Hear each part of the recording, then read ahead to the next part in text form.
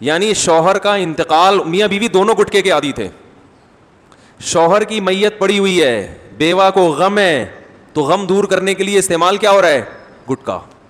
مفتی طارق مسعود کے بیانات کے لیے مفتی صاحب کے چینل مفتی طارق مسعود آفیشیل کلپس کو سبسکرائب کریں. ڈاکٹر آپ کا خیر خواہ ہے.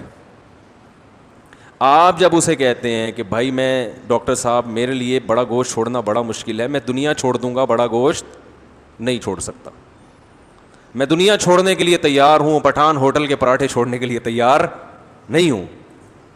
صحیح ہے نا. لوگ کہتے ہیں کہ بھائی وہ گھی والے پراٹھے ہیں, ہم بھی کھاتے ہیں, اللہ تعالیٰ حفاظت رکھے.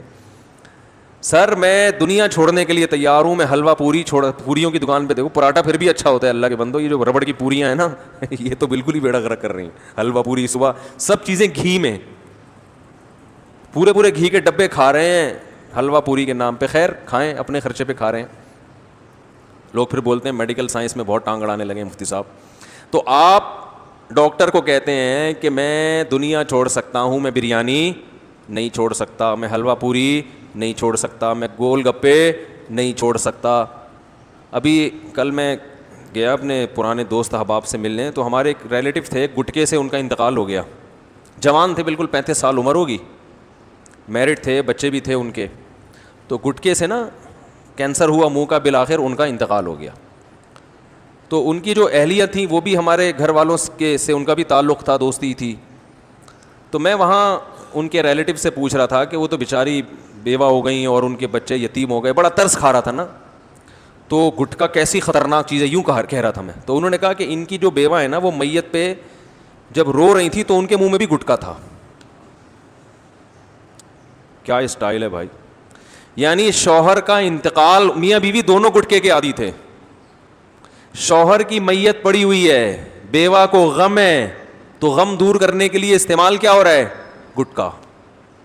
تسلیاں کہ اللہ تعالیٰ مغفرت فرمائے, ایک تو یہ تسلی ہوتی ہے نا, اللہ مغفرت فرمائے, بھائی سب کا ایک دن متعین ہے, موت تو برحق ہے, اور ابھی آپ ان سے جدا ہو گئی, یہ ہمیشہ کے لیے جدائی نہیں ہے, برزخ میں انشاءاللہ ملاقات ہو جائے گی. ان چیزوں سے اب تسلی لواحقین کو نہیں ہوتی. لواحقین کا غم اس قسم کے جملوں سے ہلکا. بولو نا, جملہ کمپلیٹ کرو بھائی. انا للہ و انا الیہ راجعون, دعا ان کو پڑھ کے سنائی جائے کہ بھئی ہم اللہ ہی کے لیے, ہم نے اللہ ہی کی طرف لوٹ کر جانا. یہ پہلے چلے گئے, آپ اس کے بعد آئیں گی. یہی جب بیوہ کوئی عورت ہو جاتی ہے یہی تسلی دی جاتی ہے نا. بھائی کہتے ہیں ہم ہیں نا, تمہارا میاں مر گیا تو ہم بھائی ہیں, ہم تمہیں سپورٹ کریں گے. محلے والے کہتے ہیں بھئی ہم ہیں, اپنے بچوں کا یتیم بچے اب ہمارے ہی بچے ہیں. ان چیزوں سے اب تسلی نہیں ہو رہی. تسلی ہو کس سے رہی ہے؟ بھائی گٹکا کھائیں گے تو دماغ کیا ہوگا؟ ریلیکس ہوگا. تو میں یہ کل کا واقعہ, یعنی واقعہ تو پرانا ہے لیکن کل پتہ مجھے کل چلا ہے کہ انا للہ ہو گیا میاں کا, اور ہوا کس سے؟ گٹکے سے. اور بیوہ خاتون, وہاں خواتین گواہی دے رہی ہیں کہ جب یہ میت پہ رو رہی تھی تو ان کے منہ میں بھی کیا تھا؟ گٹکا تھا. تو یہ عبرت ہے بھائی. یہ تو وہی میں کہہ رہا ہوں کہ لوگ کہتے ہیں بھائی دنیا چھوڑ دیں گے, حلوہ پوری نہیں چھوڑیں گے, گٹکے نہیں چھوڑیں گے. کئی کیسز آ چکے ہیں. خیر